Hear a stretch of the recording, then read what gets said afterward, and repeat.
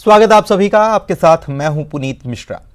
Corona virus के खिलाफ देश में महाजंग जारी है। प्रधानमंत्री मोदी और सभी राज्यों के मुख्यमंत्रियों के बीच वीडियो कॉन्फ्रेंसिंग के जरिए कोरोना संकट पर बैठक हुई। इस बैठक में लॉकडाउन और कोरोना संकट पर चर्चा हो रही है। प्रधानमंत्री नरेंद्र मोदी राज्यों के मुख्यमंत्रियों के साथ सीधा संवाद कर रहे हैं। प्रधानमंत्री मोदी 3 मई को खत्म हो रहे लॉकडाउन के आगे की रणनीति को लेकर सभी मुख्यमंत्रियों से चर्चा कर रहे हैं। इस वीडियो कॉन्फ्रेंसिंग के जरिए हो रही बैठक में मध्य प्रदेश और छत्तीसगढ़ के मुख्यमंत्री भी शामिल हैं।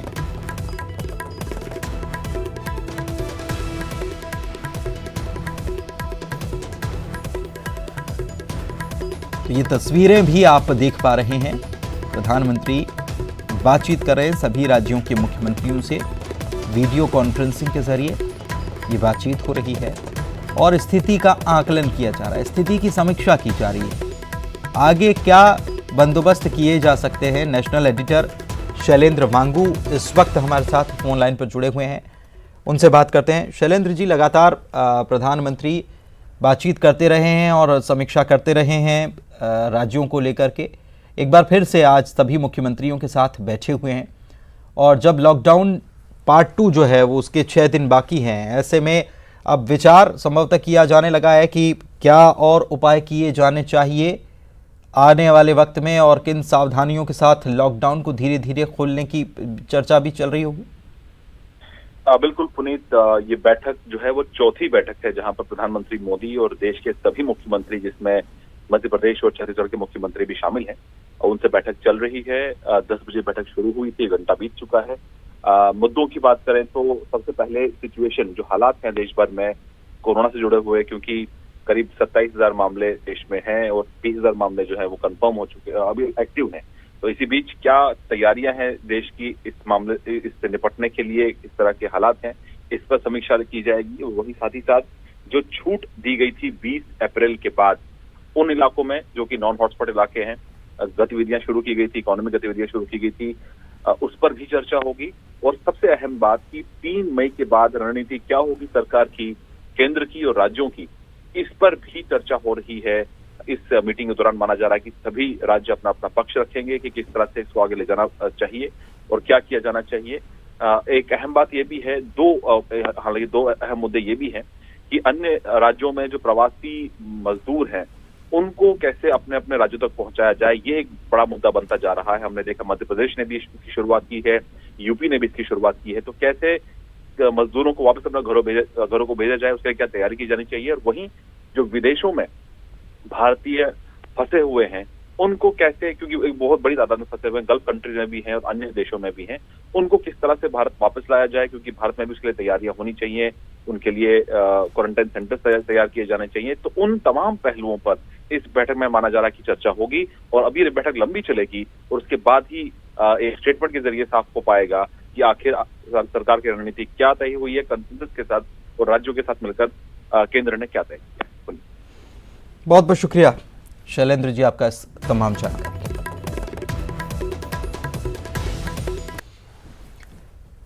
और बताते हैं कि मध्य प्रदेश में आज कोरोना के 46 नए मामले सामने आए हैं, जिसमें इंदौर में 31, देवास और रायसेन में एक मामला और उज्जैन में 13 नए मरीज सामने आए हैं। अब तक प्रदेश में कोरोना के मामले 2145 हो चुके हैं। 109 लोगों की मौत हो चुकी है, तो 352 मरीज ठीक हो चुके हैं, रिकवर हो चुके हैं, घर जा चुके हैं।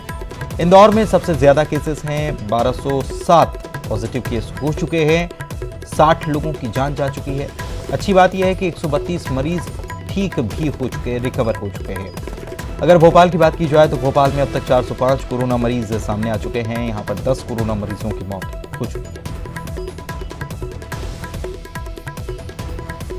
तो उज्जैन से यह खबर कि कोरोना के यहां 13 नए मरीज सामने आए हैं और 13 मरीजों की रिपोर्ट कोरोना पॉजिटिव आई है, जिसमें 7 बड़नगर और 6 उज्जैन के ये मरीज हैं। उज्जैन जिले में कोरोना मरीजों की संख्या बढ़कर 119 हो चुकी है।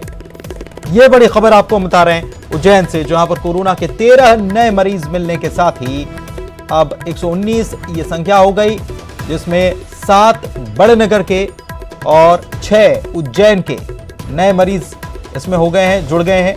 इनकी संख्या अब 119 हो चुकी है उज्जैन जिले में।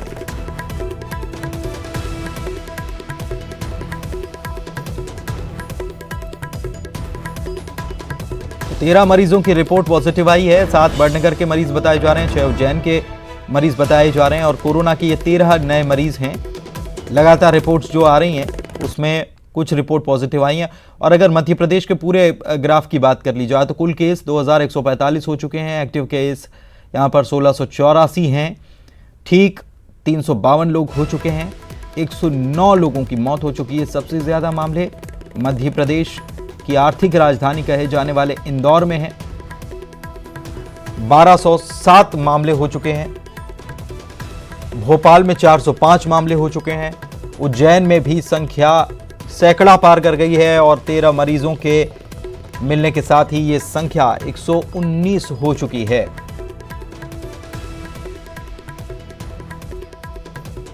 आनंद निगम उज्जैन से हमारे सहयोगी लाइव जुड़े हुए हैं, साथ ही मनोज हमारे सहयोगी भोपाल से जुड़े हुए हैं। सबसे पहले उज्जैन की स्थिति, क्योंकि सैकड़ा पार कर गया आनंद और इसके बाद अब संख्या बढ़कर 119 हो चुकी है। बड़नगर में भी लगातार मरीज मिल रहे हैं, 7 और मरीज मिले।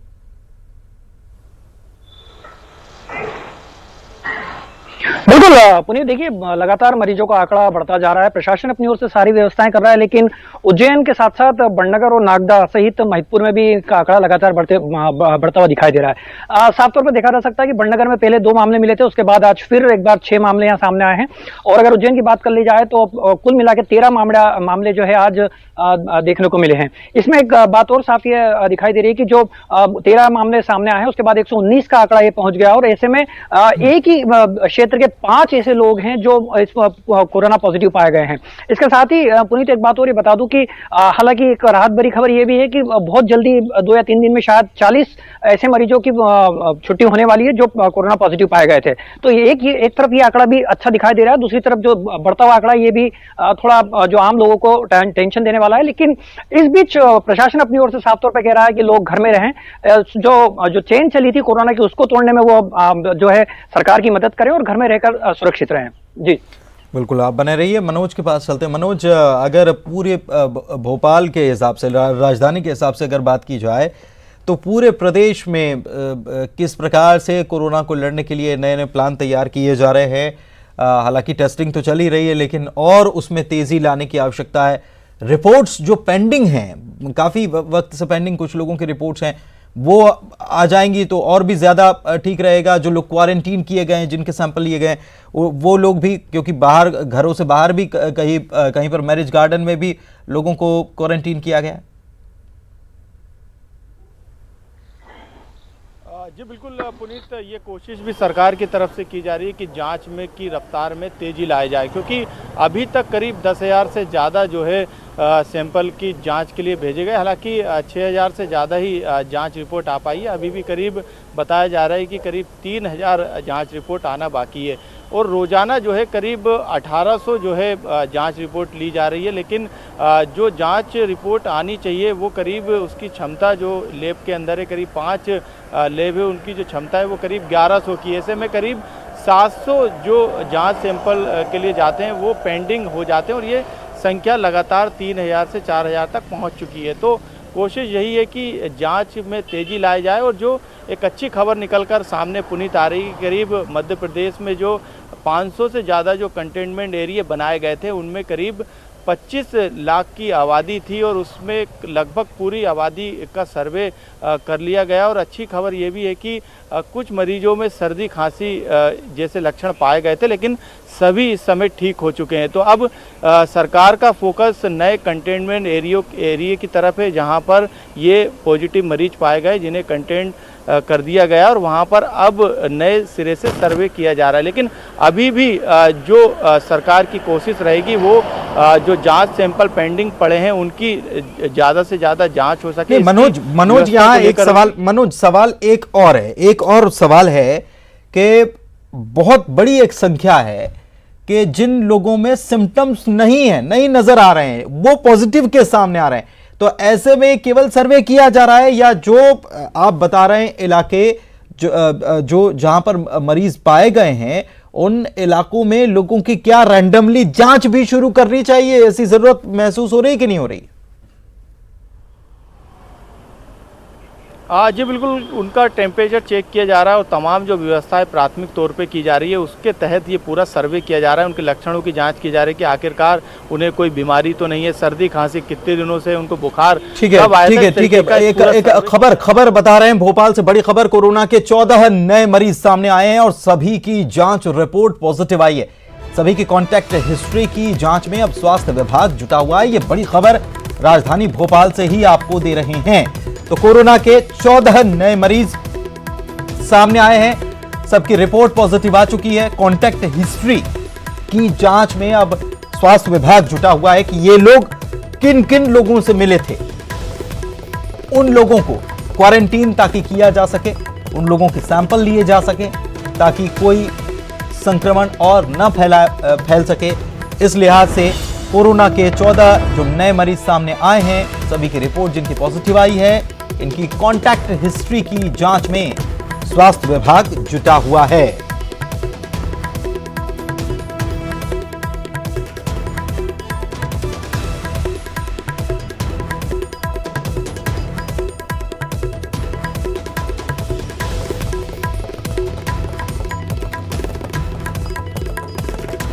भोपाल की बात करें या इंदौर की बात करें, दोनों जगह पर, दोनों बड़े शहरों में कोरोना के मामले लगातार बढ़ रहे हैं। भोपाल में 405 मामले हो चुके हैं तो इंदौर में 1207 मामले सामने आ चुके हैं और इंदौर में मौत का आंकड़ा 60 हो चुका है। वहीं अगर उज्जैन की बात की जाए तो उज्जैन भी सैकड़ा पार कर चुका है और यहां पर भी 119 मरीज सामने आए। जबलपुर बड़ा शहर है मध्य प्रदेश का, यहां पर भी 68 मरीज अब तक सामने आ चुके हैं। और इधर भोपाल में जो 14 नए मरीज सामने आए हैं, इनकी अब कॉन्टैक्ट हिस्ट्री तलाशी जाएगी। कोरोना के ये 14 नए मरीज जो सामने आए हैं, अब ये किन किन लोगों से मिले थे, कहां कहां गए थे, इनकी कॉन्टैक्ट हिस्ट्री तलाशी जा रही। क्या ये बाहर गए थे, बाहर से आए हैं, ये सारी बातें अब जांच की जाएगी। इनकी स्वास्थ्य विभाग इसकी जांच में जुटा हुआ है।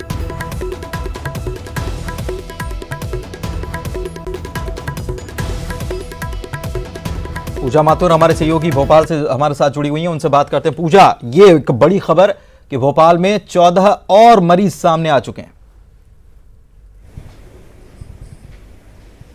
बिल्कुल पुनीत, लगातार ये संख्या इंदौर के बाद शहर भोपाल में बढ़ती जा रही है। तेजी के साथ ये आंकड़ों में इजाफा हो रहा है। रोजाना की जो रिपोर्ट्स आ रही है उसमें लगभग रोज का हाल यही है कि दर्जन भर से ज्यादा मरीज पॉजिटिव पाए जाते हैं। कुछ ऐसा ही आज भी सोमवार की सुबह हुआ है जहां पर 14 नए पॉजिटिव मरीज मिले हैं। फिलहाल इन्हें ट्रेस किया जा रहा है, फोन करके सबके एड्रेस लिए जा रहे हैं, पूछताछ की जा रही है और अब स्वास्थ्य विभाग इनकी कॉन्ट्रैक्ट हिस्ट्री तलाशने में जुट गया है। यानी ये किससे मिले थे, बीते 14 दिन का इनका क्या पूरा प्रोसेसिंग रहा, क्या ये क्वारंटाइन में चल रहे थे, क्या ये संदिग्ध मान करके इनके सैंपल्स कलेक्ट किए गए थे, सबकी डिटेल्स फिलहाल कलेक्ट की जा रही है। और जिनके भी अभी नाम पॉजिटिव लिस्ट में आए हैं वो पॉजिटिव पेशेंट्स की कैटेगरी में आ चुके हैं और अब उनकी पूरी कॉन्टैक्ट हिस्ट्री तलाश करके पहला काम ये किया जा रहा है कि उनको ट्रेस करके सीधा एम्बुलेंस से हॉस्पिटल पहुंचाया जा रहा है ताकि उनको सही समय पर इलाज मिल सके। यकीनन राहत भरी खबर यह भी है कि रोजाना भोपाल से लोग डिस्चार्ज भी हो रहे हैं।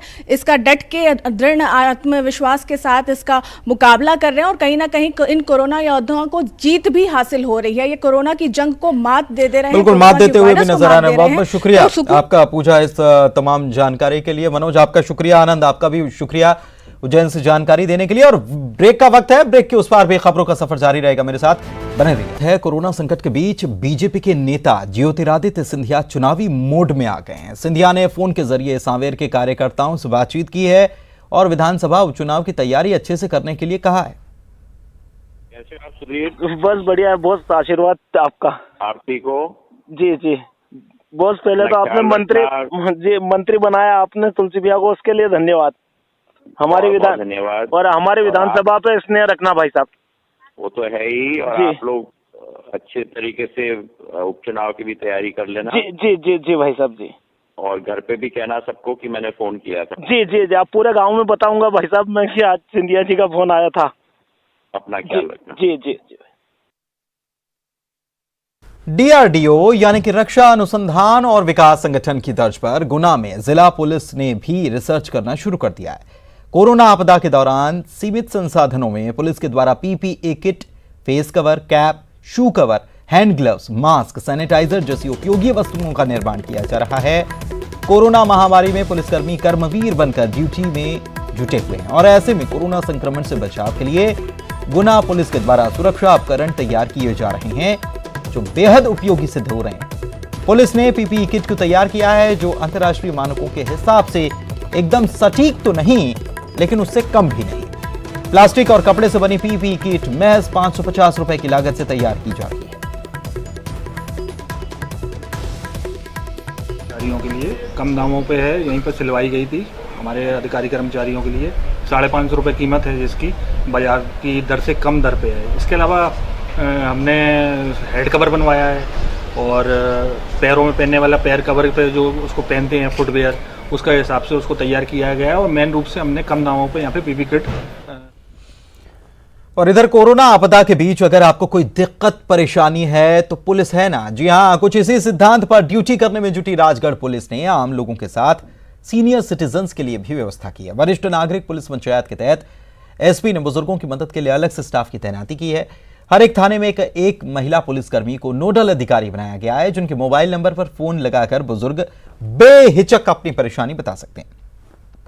पुलिस अधीक्षक ने जिले के सभी थाना क्षेत्रों में हेल्पलाइन नंबर साझा करते हुए गाइडलाइन भी जारी की है। एसपी ने मूलभूत सुविधाओं के लिए संघर्ष कर रहे बुजुर्गों के लिए बुनियादी व्यवस्थाएं करते हुए पुलिस तैनात कर दी है। वी केयर फॉर यू के सिद्धांत के सहारे राजगढ़ पुलिस काम करने में जुटी है और उन्हें उनकी जरूरत का सामान, दवा सभी घर पर पहुंचा रही है। यहां तक कि मोबाइल और टीवी भी रिचार्ज करवाया जा रहा है। आपको किसने दी दवाई? पुलिस वालों ने। अच्छा, हाँ। क्या दवाई आपकी खत्म हो गई थी क्या? हाँ, दवा खत्म हो आप गई। अकेले रहती हैं यहाँ पे? हाँ, अकेली रहती हूँ, मैं किराए से रहती हूँ। कोई नहीं आपको? हाँ, सब भजन मंडली वाली साथ दे रही है मेरे को। तो पारन चौक में भजन करती हूँ मैं, तो भजन मंडली वाली सब साथ दे रही है। ये सब आसपास दोनों डीएसपी प्रोबेशनर है, अजय रेखोरिया और प्रतिभा शर्मा, दोनों के द्वारा एक योजना तैयार की गई वरिष्ठ नागरिक पुलिस पंचायत। इसमें अभी हम जो हमारे बुजुर्ग व्यक्ति हैं, सम्मानीय लोग हैं, उनको 8 जो स्कीम्स हैं उसके संबंध में मदद उपलब्ध कराएंगे। जैसे कि मास्क और सैनिटाइज़र की अगर क्या असुविधाएँ जो उपलब्ध नहीं हो पा रहे हैं या कभी घर में सैनिटाइजेशन हो रहा है वो नहीं हो पा रहा है, साथ ही चश्मा टूट जाता है या ईयर मशीन्स ख़राब हो जाती हैं, प्लस कई बार हम टेलीमेडिसिन के माध्यम से डॉक्टरों से इनका अपॉइंटमेंट करवाएंगे। और इधर भोपाल के 8 कोरोना संक्रमित पुलिस थानों को कवर कर दिया गया, पूरी तरीके से कवर कर दिया गया है। आपको बता दें कि इन 8 थानों में कोरोना पॉजिटिव पुलिसकर्मी मिले थे और थानों में पदस्थ बाकी पुलिसकर्मी और बाकी जो परिजन हैं उनके इन सभी की जांच की जा रही, सभी क्वारंटीन किए गए हैं। थानों में साथ ही बाहरी पुलिसकर्मियों की आवाजाही पर भी रोक लगा दी गई है। थाना परिसर के बाहर ही एक शिकायत डेस्क बना दी गई है। राजधानी भोपाल के 8 थानों को संक्रमित घोषित किया गया है। इस समय में टीटी नगर थाने के बाहर मौजूद हूं, जहां पर लगातार जो है पुलिसकर्मियों की आवाजाही पर रोक लगाई गई है और थाने को पूरी तरीके से कवर कर दिया गया है। चारों तरफ बैरिकेड्स लगाए गए ताकि कोई दूसरा पुलिसकर्मी इस थाने में नहीं आ सके। इसको लेकर दिशा निर्देश भी जारी कर दिए। राजधानी भोपाल के करीब 8 थाने ऐसे जहां पर पुलिसकर्मी पॉजिटिव पाए गए, वहां के तमाम स्टाफ के सैंपल भी लिए गए और आप देख सकते हैं कि जो व्यवस्था बनाई गई है उसके तहत यहां पर उन थानों को कवर कर दिया गया। करीब 8 संख्या उन थानों की है जो कि संक्रमित घोषित किए गए। यही कारण है कि दिशा निर्देश के बाद सभी थानों के आसपास बैरिकेड्स लगा दिए गए। हालांकि जो आम लोग यदि शिकायत लेके आते हैं तो उसके लिए परिसर के बाहर एक शिकायत डेस्क भी बनाई गई है। यहाँ पर लोगों की शिकायतों को सुना जाता है। तो एहतियात के तौर पे जो इंतजाम पुलिस को करना चाहिए थे वो इन थानों को लेकर यहाँ पर कर दिए गए हैं। कैमरामैन दीपक के साथ मनोज राठौर, न्यूज़ 18। तो कोरोना संकट के बीच रायपुर से ये अच्छी खबर है कि रायपुर एम्स में कोरोना पीड़ित नर्सिंग स्टाफ से किसी दूसरे स्टाफ को कोरोना नहीं हुआ है। पीड़ित के संपर्क में आए सभी स्टाफ की रिपोर्ट निगेटिव आई है। करीब 50 स्टाफ का कोरोना टेस्ट हुआ। प्रदेश में कोरोना के 37 मरीजों में से 32 ठीक हो चुके हैं। प्रदेश में फिलहाल कोरोना के 5 एक्टिव मरीज हैं जिनका इलाज चल रहा है।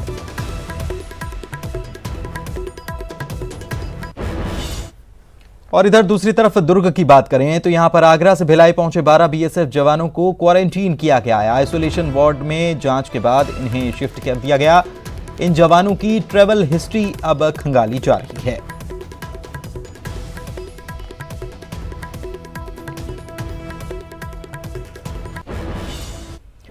छत्तीसगढ़ में पुलिस जवानों का कोरोना टेस्ट किया जाएगा। डीजीपी डीएम अवस्थी ने इस मामले में निर्देश जारी कर दिए हैं। कोरोना ड्यूटी में तैनात जवानों का टेस्ट कराया जाएगा और खासतौर पर चेक पोस्ट पर जितने भी पुलिस जवान तैनात हैं उन सभी की टेस्टिंग होनी है।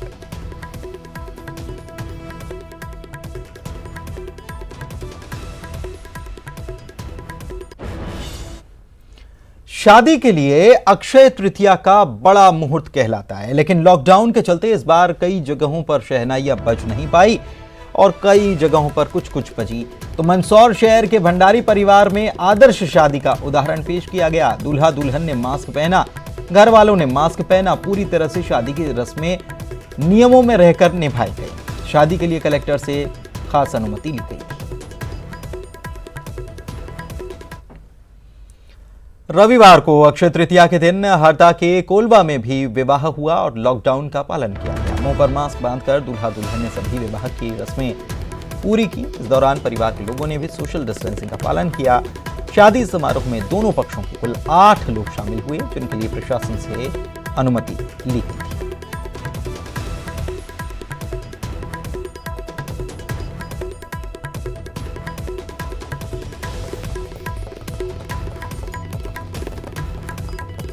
तो अक्षय तृतीया का मुहूर्त था और कई लोग ऐसे जो कि इस मुहूर्त में ही विवाह करना चाहते थे। तो ऐसे में 7 फेरे लिए गए, लेकिन बाकायदा नियमों का भी पूरा ध्यान रखा गया। मास्क लगाया गया, सोशल डिस्टेंसिंग का पालन किया गया और गिनती के लोग इसमें इकट्ठा हुए। देख सकते हैं कि जो मंत्रोच्चार कर रहे हैं, जो पंडित जी हैं, उन्होंने भी पूरा ख्याल रखते हुए उन्होंने भी मास्क पहन रखा।